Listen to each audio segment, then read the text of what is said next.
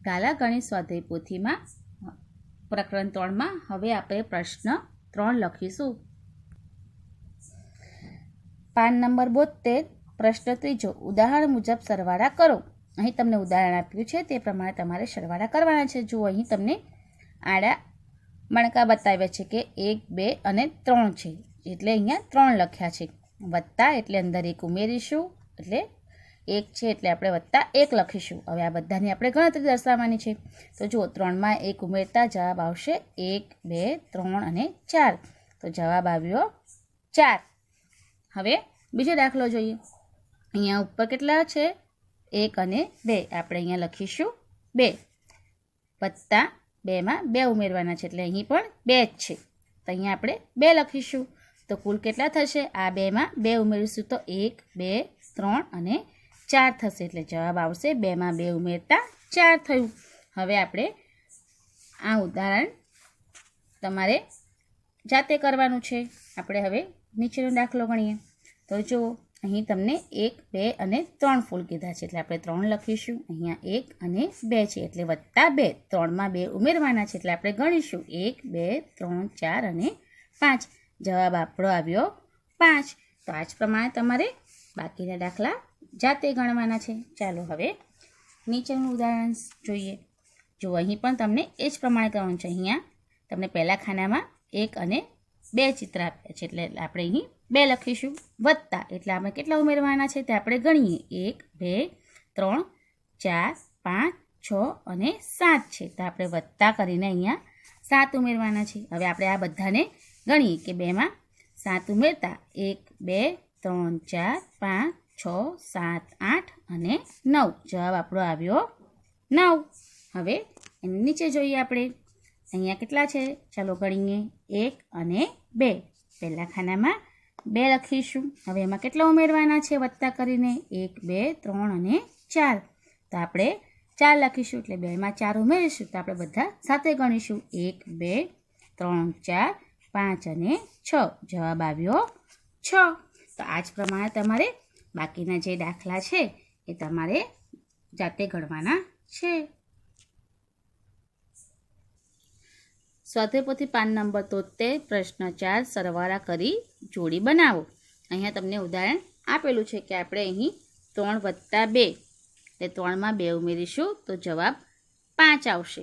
તો અહીંયા તમને ઉદાહરણ બતાવ્યું છે કે અહીંયા 3માં 2 ઉમેરતા જવાબ 5 થશે, એટલે અહીં આ 5 મીંડા સાથે એને જોડ્યા છે. એવી જ રીતે અહીં સામે તમારે જોવાનું છે. તો અહીંયા 1માં પણ 4 ઉમેરીશું તો જવાબ 5 થશે, એટલે બંનેમાં 3માં 2 ઉમેરીશું તો પણ જવાબ 5 આવશે, અને 1માં 4 ઉમેરીશું તો પણ જવાબ 5 આવશે. એટલે આપણે અહીં તમને ઉદાહરણમાં બંને જગ્યાઓ ઉપર એને જોડ્યા છે. ચાલો આપણે બીજું ઉદાહરણ કરીએ કે 4 + 2.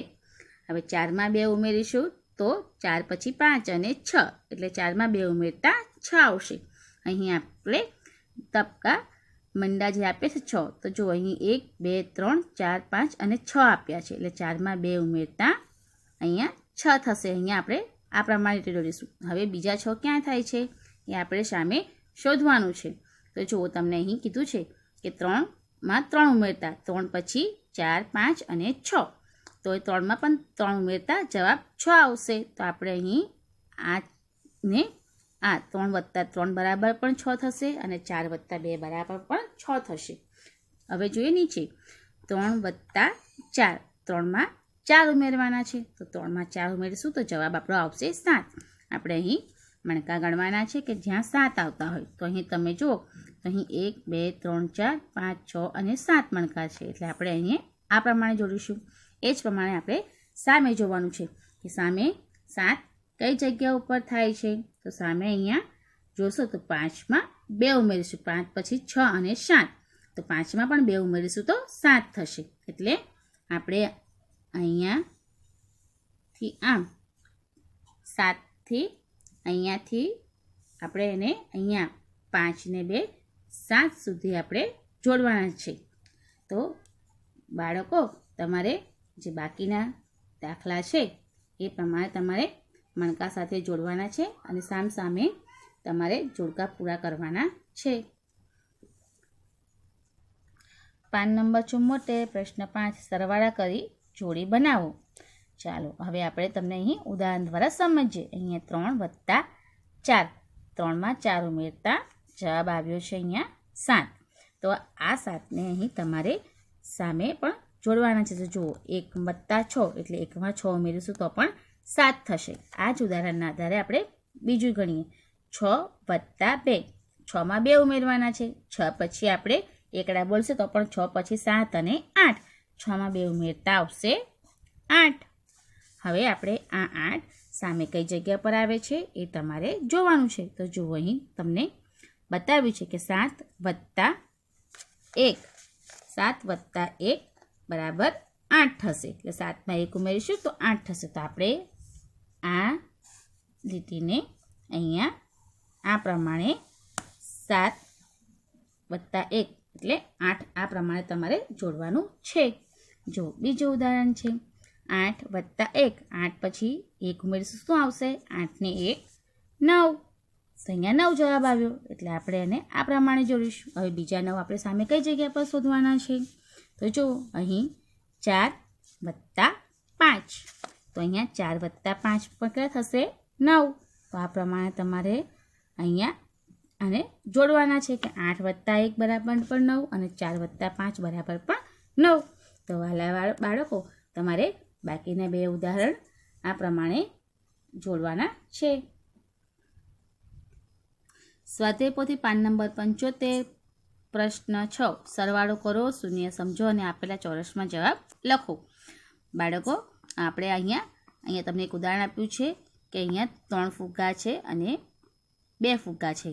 આમ કુલ મળીને 3 વત્તા 2 બરાબર 5 ફુગ્ગા થાય. એ આપણે આગળ શીખી ગયા કે 3માં 2 ઉમેરતા 5 જવાબ આવે. તો જુઓ આપણે અહીં હવે શૂન્ય વિશે સમજ મેળવવાની છે. તો જુઓ અહીંયા 3 ફુગ્ગા છે બરાબર છે છોકરાના હાથમાં. છોકરીના હાથમાં કોઈ ફુગ્ગા નથી એટલે શૂન્ય લખ્યા છે. તો જો છોકરાના હાથમાં 3 છે ફુગ્ગા એટલે જવાબ શું આવશે? 3. એટલે કોઈ પણ સંખ્યામાં જ્યારે કોઈ સંખ્યા હોય તેમાં શૂન્ય ઉમેરવામાં આવે તો જવાબ જે તે સંખ્યા એટલે એ સંખ્યા આવે છે. એટલે 3 વત્તા 0 બરાબર 3 જ થાય છે. જો નીચે બીજું ઉદાહરણ આપ્યું છે કે 0 વત્તા 2 બરાબર કેટલા ફુગ્ગા થાય? છોકરાના હાથમાં કોઈ ફુગ્ગો નથી, છોકરીના હાથમાં 2 ફુગ્ગા છે. તો અહીંયા જવાબ કેટલો થશે? 2 ફુગ્ગા છોકરાના હાથમાં થયા એટલે જવાબ કેટલો થશે? 0માં 2 ઉમેરતા 2ના 2 જ ફુગ્ગા રહે. જો બીજું ઉદાહરણ અહીંયા છોકરાના હાથમાં 4 ફુગ્ગા છે એટલે 4 લખ્યા છે. છોકરીના હાથમાં કોઈ ફુગ્ગો નથી એટલે 0 લખ્યું છે. હવે કેટલા ફુગ્ગા રહેશે? 4 વત્તા 0 એટલે 4ના 4 જ રહેશે. એવી જ રીતે બીજું ઉદાહરણ જુઓ એની સાથે.